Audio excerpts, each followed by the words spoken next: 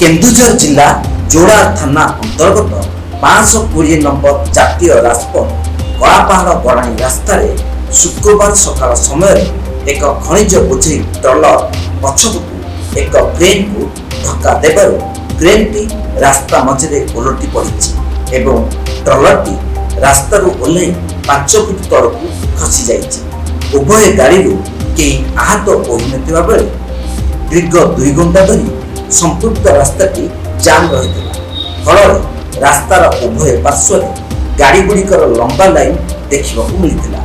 खनिज बोझे गाड़ी गुड़िक रास्त खूब बेपारुआ भाव द्रुत गति जाऊथिबार अनेक समय दुर्घटना मान घटी अनेक धन जीवन क्षयगति घटुची।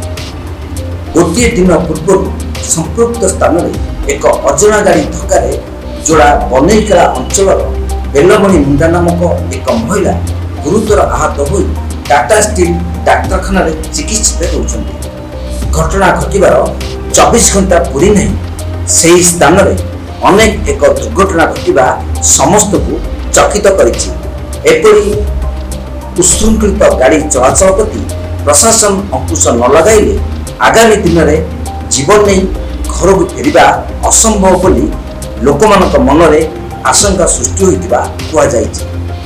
जोड़ारू भगवान गिरी रिपोर्ट तीर्थक्षेत्र लाइव।